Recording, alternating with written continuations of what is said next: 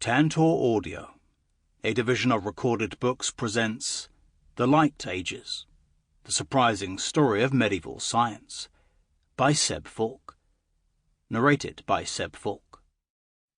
Publisher's Note: in this audio edition, you will hear references to images present in the print and ebook formats of this book. Prologue. The Mystery Manuscript. Derek Price, they said, was not socially house-trained. It wasn't easy to fit in 1950s Cambridge. Coming from a lower-middle-class Jewish family didn't help, and he had no wartime medals to point to, only his training at the undistinguished Southwest Essex Technical College. He had become interested in the history of science while teaching mathematics in colonial Singapore, and sent letters seeking a job as a lecturer. The professors told him to enroll as a student. From the day he arrived at Christ's College, whose alumni included Charles Darwin and the Queen's cousin, war hero Lord Mountbatten, Price was desperate to prove himself. One chilly morning in December 1951, he got his chance. A few months after starting his research on the history of scientific instruments, he had an appointment to visit the medieval library of Peterhouse, Cambridge's oldest college. There was just one manuscript there that interested him, number 75. It contained, so its 19th century cataloguer had hesitantly guessed, directions for making an astrolabe? It was, as Price later recalled, a rather dull volume, and had probably hardly been opened in the last 500 years it had been in the library.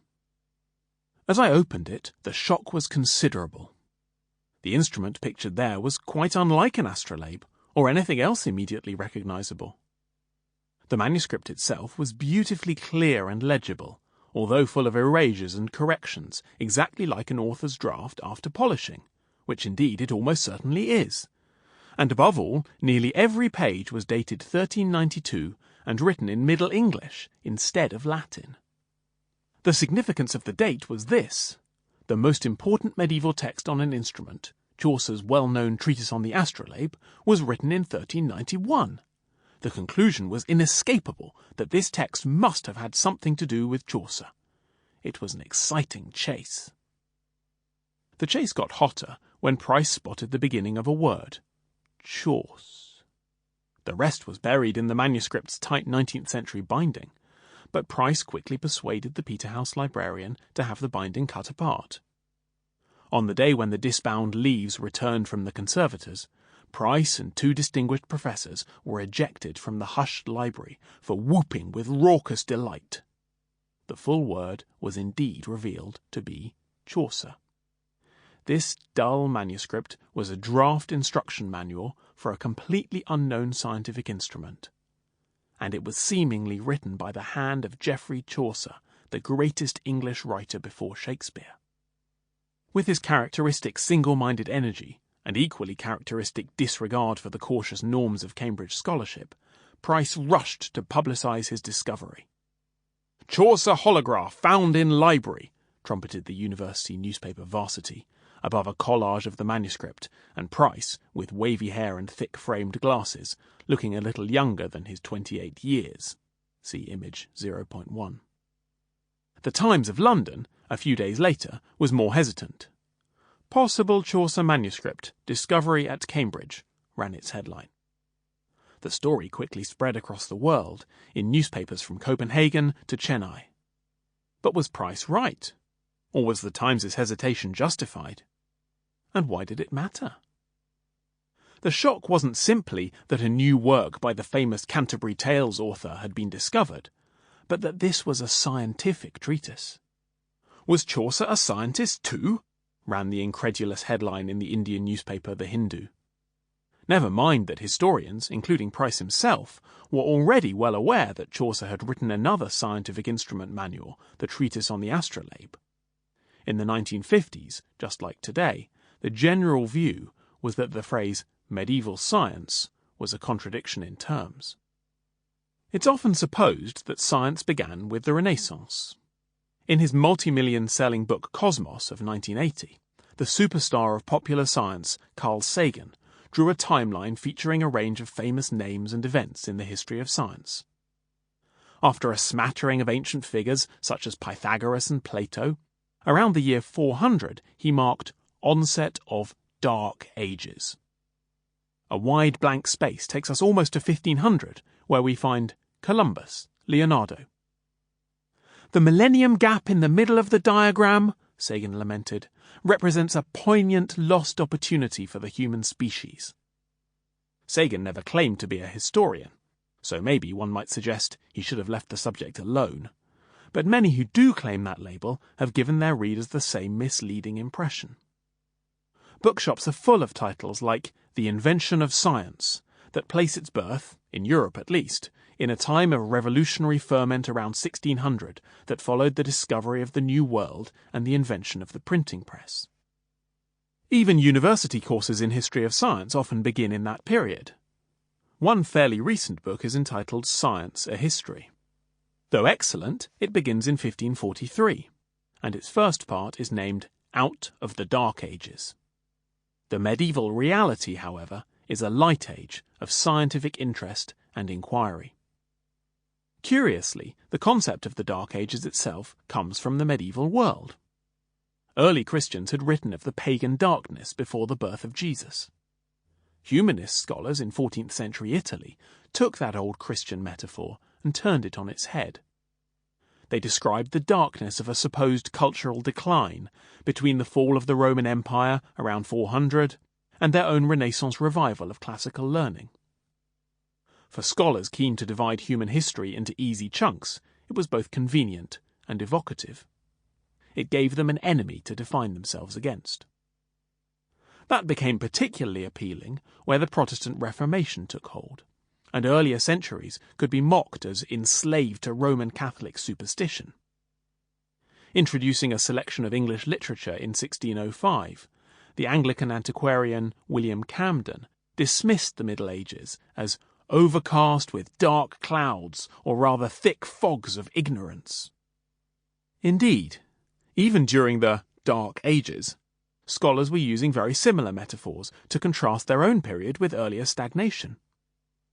In his prologue to Einhard's Life of Charlemagne, the German monk Walafrid Strabo wrote that Charlemagne was able to offer to the cultureless and, I might say, almost completely unenlightened territory of the realm which God had entrusted to him a new enthusiasm for all human knowledge. In its earlier state of barbarousness, his kingdom had been hardly touched at all by any such zeal, but now it opened its eyes to God's illumination. In our own time, the thirst for knowledge is disappearing again. The light of wisdom is less and less sought after, and is now becoming rare again in most people's minds. The idea of the Dark Ages peaked in the 18th century. In his monumental History of the Decline and Fall of the Roman Empire, Edward Gibbon described the darkness of the Middle Ages, implicitly contrasting them with his own Age of Enlightenment.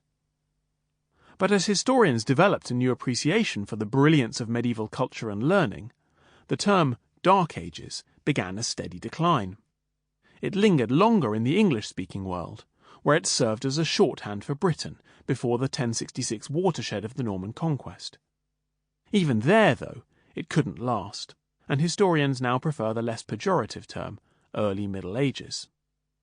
Yet the spectre of the Dark Ages still lurks behind mentions of the medieval world, and especially its scientific achievements. The word medieval is routinely used to sum up the barbarous crimes of terrorist groups.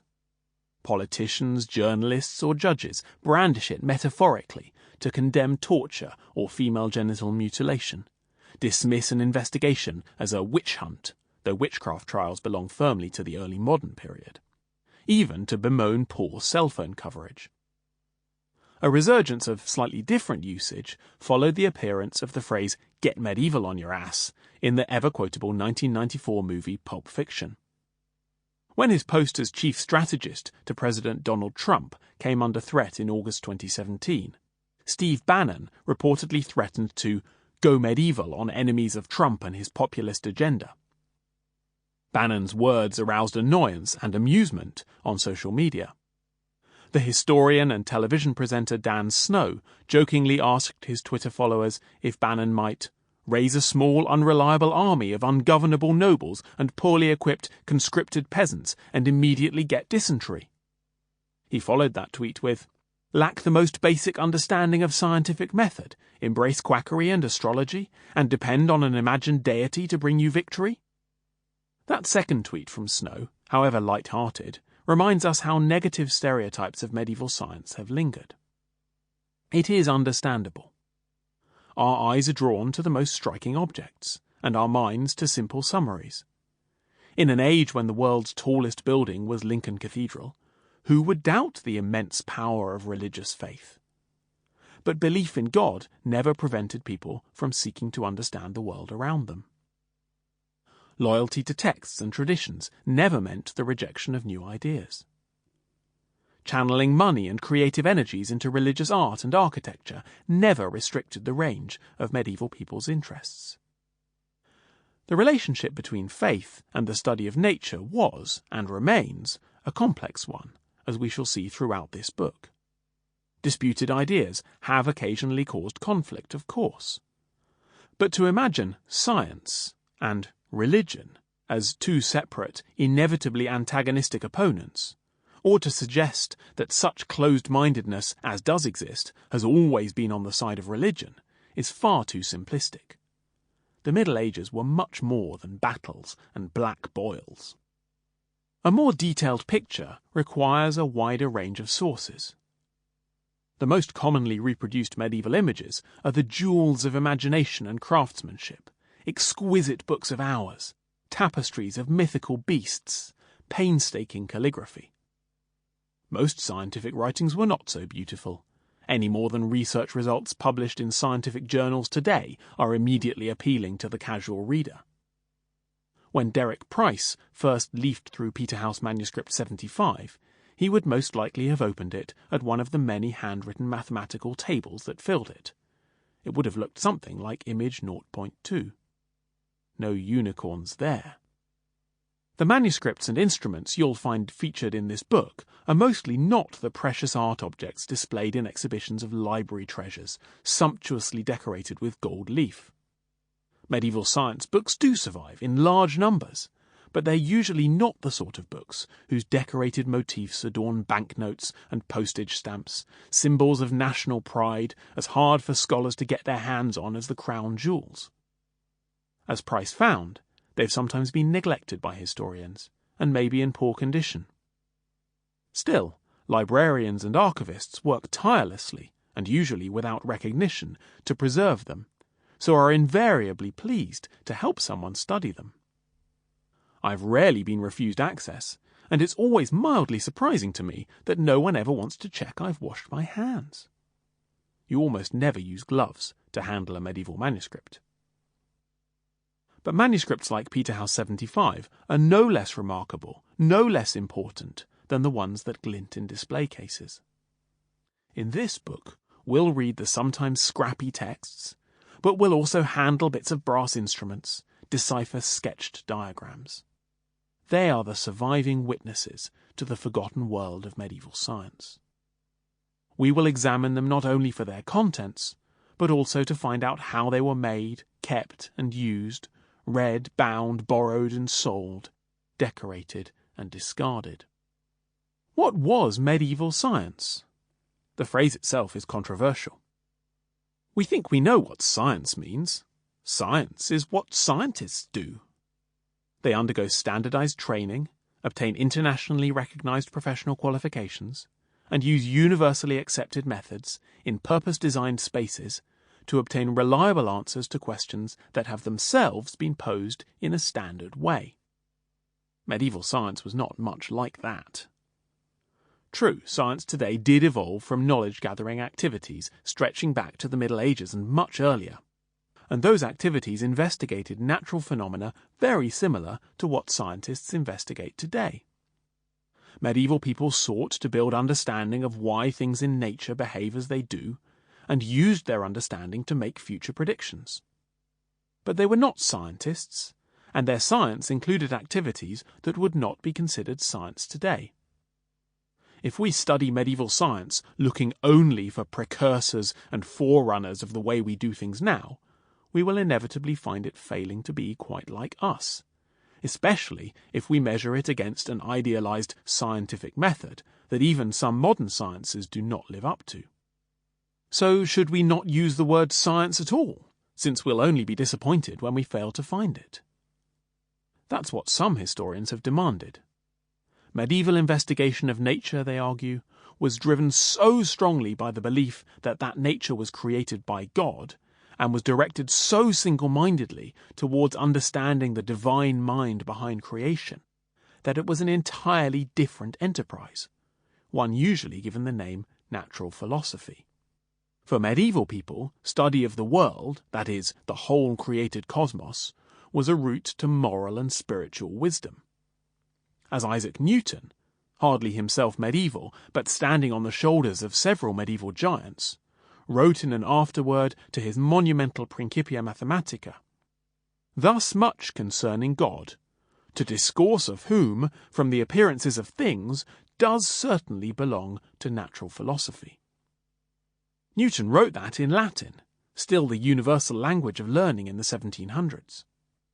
Latin had a word, scientia, which gave rise to the English word science, but it is an unsatisfying translation. Scientia in the Middle Ages could mean knowledge or learning in a general sense, or a way of thinking.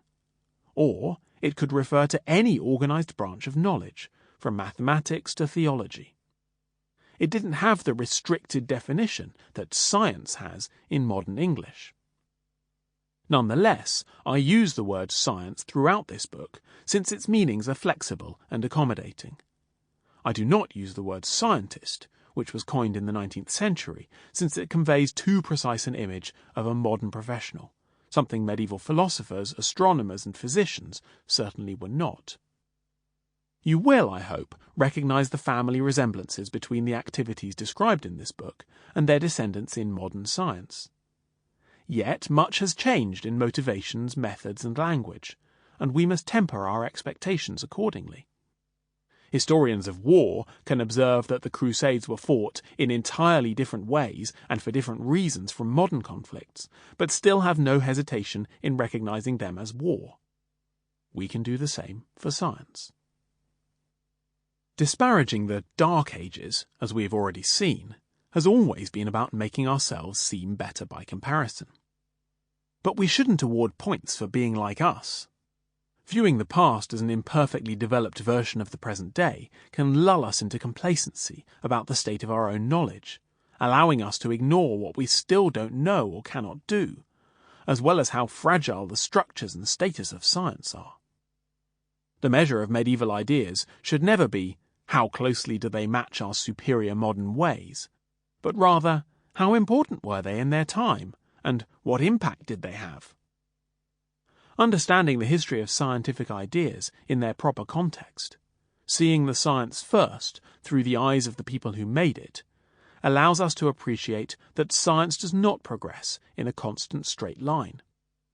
Progress there undoubtedly has been, but it has not been a series of eureka moments by great men.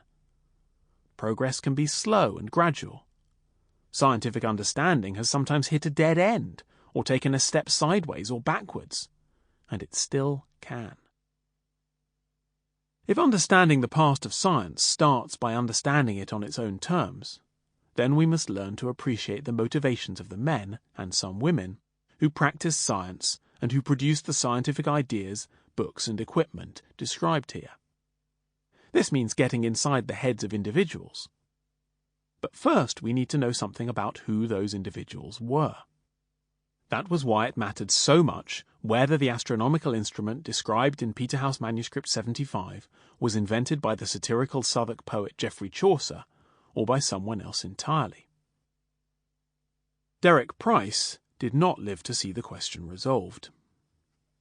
His research into the mysterious scientific instrument, which he had given the Middle English name Equatry of the Planetis, Computer of the Planets, was warmly received when he published the final results in 1955.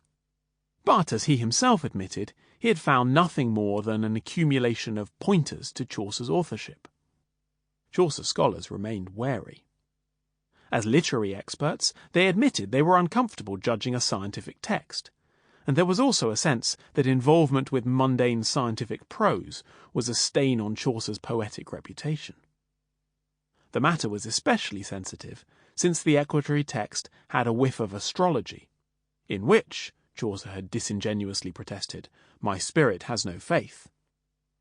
Price's claims were never widely accepted, and the equerry was included in only one anthology of Chaucer's works. Price himself moved on. Disenchanted by the closed academic culture of the United Kingdom, he crossed the Atlantic Ocean in 1957, symbolically adopting his mother's Jewish family name, de Sola, on arrival in the USA. He still dreamed of bringing his family back to Britain, but those dreams were soon dashed when he applied for a job at Cambridge University.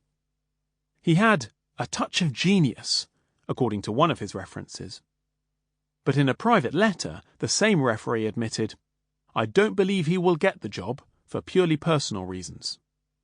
Sure enough, it went to the other candidate. Price was not happy. "I had always thought they were fair and moral, but one cannot pretend it was either," he railed. "Perhaps they do not like my personality or the colour of my eyes. They might at least tell me so. The more I think of the casual insult that Cambridge have handed me in exchange for 6 years' hard and not unproductive work, the more I despair of Britain. It seems I must resign myself to living for 10 years in this country while my children grow up as Americans." Despite this distressing setback, his hard work was rewarded just a few months later, when he was asked to found a Department of History of Science at Yale University.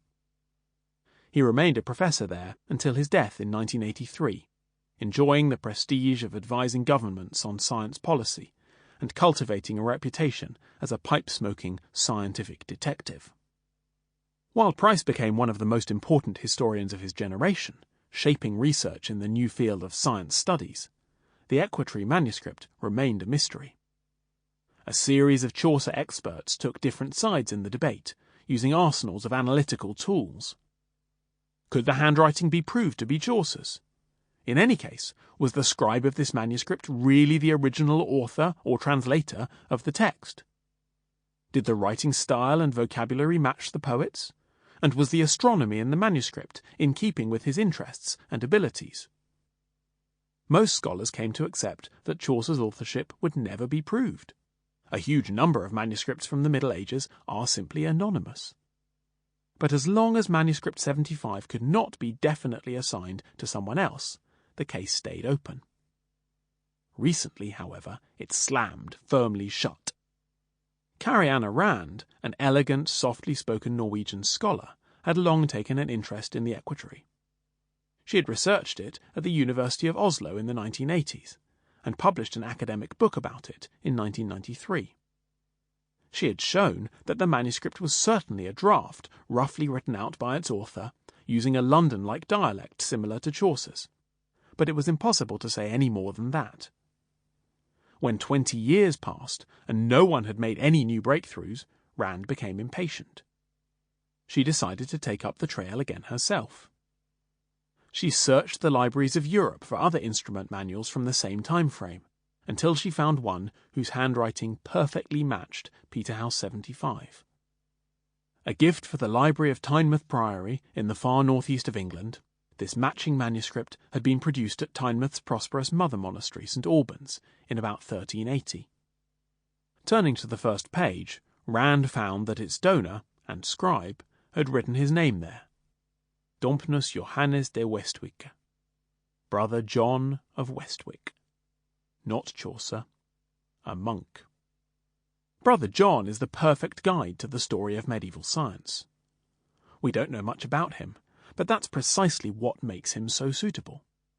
It's entirely appropriate that a book about medieval science should centre on an almost unknown figure.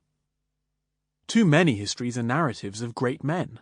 That's one reason why historians were so keen to ascribe the equerry of the Planetis to a famous name. A true story of science should not be a parade of famous names, but should represent the ideas and achievements of the nameless majority of scientifically minded people. Our guide is no household name, but an ordinary monk, one of the 2% of Englishmen in holy orders, who lived and died in the late 14th century. A man born in a rural manor, educated in England's grandest abbey, exiled to a cliff-top priory. A crusader, inventor, astrologer. John of Westwick was, in many respects, not all that unusual. But following the life of an ordinary scientific monk gives us a true picture of medieval belief and thought. It was an era of modest anonymity. Far from trumpeting his achievements, John Westwick did not even write his name in his most important and original work, the Equerry, discovered by Derek Price. Like most monks who never rose to positions of power within their orders, he left few traces in archives. From those traces, however, we can attempt a reconstruction of the kind of unexceptional life that is so often forgotten by historians. In such a tale of an unknown figure, there will inevitably be gaps. But piecing together what we can know about his life and science allows us to experience the wonder of an age of selfless scholarship. On Westwick's journey through medieval science, we'll meet a fascinating cast, none of them household names. The Spanish Jew turned Christian who taught a Lotharingian monk about eclipses in Worcestershire. The clock-building English abbot with leprosy. The French craftsman turned spy. The Persian polymath who founded the world's most advanced observatory. Medieval science was an international endeavour, just as science is today. Religious belief spurred scientific investigation, but deeply devout people had no problem with adopting theories from other faiths. We should not underestimate the immense global variety of scientific ideas during a period lasting close to 1,000 years, but watching how one individual knew what he knew will help us understand the ways medieval thinkers built on each other's work and influenced other scholars working in different languages thousands of miles away. What Westwick knew above all was the central science of the Middle Ages, astronomy. As the political poet and friend of Chaucer, John Gower, wrote, "The science of astronomy, I thinke for to specify, without which to tell plain, all other science is in vain." Astronomy was the first mathematical science. The models and formulae of modern science could not exist without it. It was of obvious interest to devout scholars attempting to read the mind of God through creation, as the regular motions of the heavens demonstrated his perfection. It also had immense practical significance, influencing timekeeping and the calendar, geography and architecture, navigation and medicine. As a student of astronomy and user of instruments, John Westwick represents this meeting of theory and practice well. This book will get you doing science with him, learning the science as and when he learned it. From counting to 9,999 on your fingers, to casting a horoscope or curing dysentery, understanding something of how medieval science was not just thought, but really done, not just admiring astrolabes, but weighing the brass in your hands, is essential to appreciating its achievements. "The past is a foreign country," wrote L.P. Hartley, just as Derek Price was struggling to settle in alien Cambridge.